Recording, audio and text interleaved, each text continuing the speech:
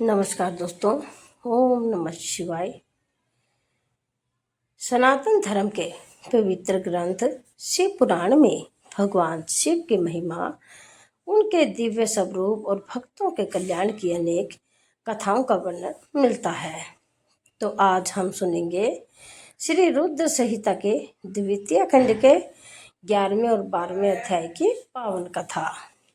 तो ब्रह्मा जी की काली देवी से प्रार्थना।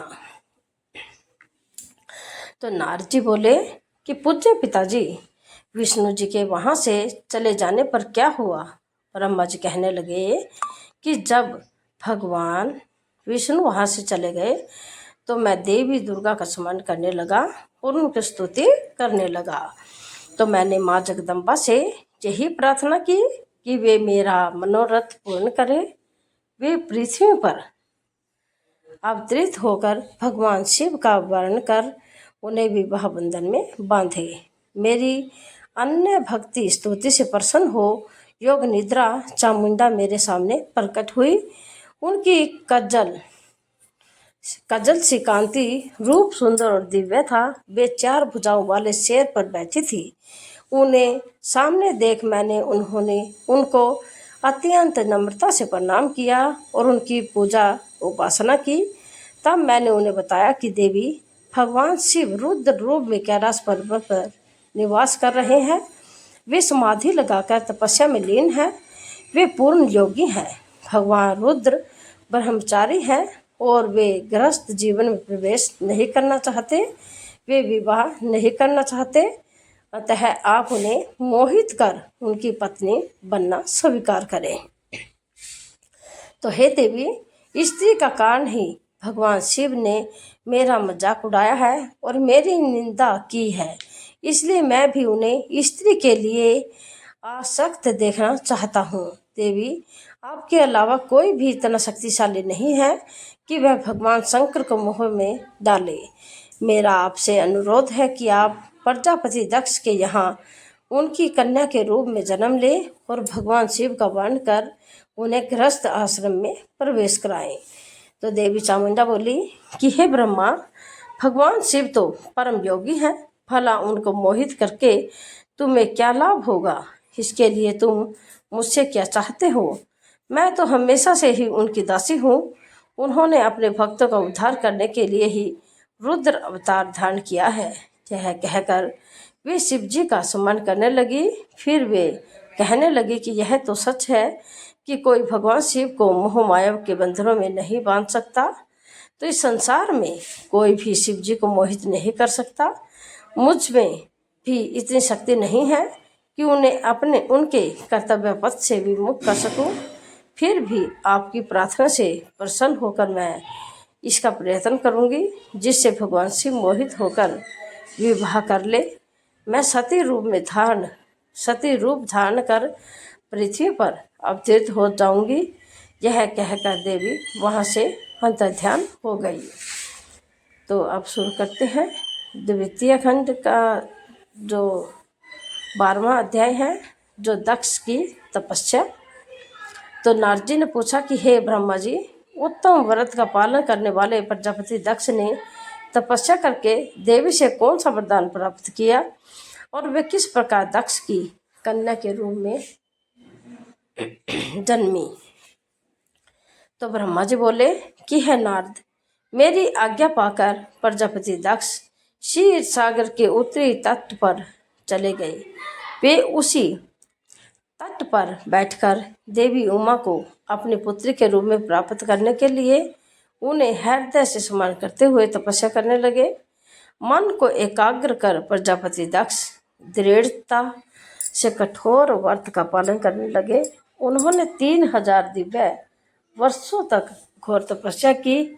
वे केवल जल और हवा ही ग्रहण करते थे। तत्पश्चात देवी जगदम्बा ने उन्हें प्रत्यक्ष दर्शन दिए और कालिका देवी अपने सिंह पर विराजमान थी। उनकी श्यामल कांति व मुख अत्यंत मोहक था। उनकी 4 भुजाएं थी। वे एक हाथ में वरद, दूसरे में अभय, तीसरे में नील कमल और चौथे हाथ में खड्ग धारण किए हुई थी। उनके दोनों नेत्र लाल थे और केस लंबे व खुले हुए थे। देवी का स्वरूप बहुत ही मनोहारी था। उत्तम आभा से प्रकाशित देवी को दक्ष और उनकी पत्नी ने श्रद्धापूर्वक नमस्कार किया। उन्होंने देवी की श्रद्धा भाव से स्तुति की तो दक्ष बोले कि हे जगदम्बा भवानी, कालिका, चंडिके, महेश्वरी, मैं आपको नमस्कार करता हूँ। मैं आपका बहुत आभारी हूँ जो आपने मुझे दर्शन दिए हैं। हे देवी, मुझ पर प्रसन्न होइए। ब्रह्मा जी ने कहा कि हे नारद, देवी जगदम्बा ने स्वयं ही दक्ष की मन की इच्छा जान ली थी। वे बोली, दक्ष, मैं तुम्हारी तपस्या से प्रसन्न हूँ। तुम अपने मन की इच्छा मुझे बताओ, मैं तुम्हारे सभी दुखों को अवश्य दूर करूँगी। तुम अपनी इच्छा के अनुसार वरदान मांग सकते हो। जगदम्बा की यह बात सुनकर प्रजापति दक्ष बहुत प्रसन्न हुए और देवी को प्रणाम करने लगे। तो दक्ष बोले कि हे देवी, आप धन्य हैं। आप ही प्रसन्न होने पर मनोवांछित फल देने वाली हैं। हे देवी, यदि आप मुझे वर देना चाहती हैं तो मेरी बात ध्यानपूर्वक सुने और मेरी इच्छा पूर्ण करें। हे जगदम्बा, मेरे स्वामी शिव ने रुद्र अवतार धारण किया है, परंतु अब तक आपने कोई अवतार धारण नहीं किया है। आपके सिवा कौन उनकी पत्नी होने योग्य है? अतः हे देवी, आप मेरी पुत्री के रूप में धरती पर जन्म ले और भगवान शिव को अपने रूप लावण्य से मोहित करें। हे जगदम्बा, आपके अलावा कोई भी शिव जी को कभी मोहित नहीं कर सकता, इसलिए आप हर मोहिनी अर्थात भगवान को मोहने वाली बनकर संपूर्ण जगत का हित कीजिए। यही मेरे लिए वरदान है। तो दक्ष का यह वचन सुनकर जगदम्बिका हंसने लगी और मन में भगवान शिव का स्मरण कर बोली, हे प्रजापति दक्ष, तुम्हारी पूजा आराधना से मैं प्रसन्न हूँ। तुम्हारे वर के अनुसार मैं तुम्हारी पुत्र के रूप में जन्म लूँगी।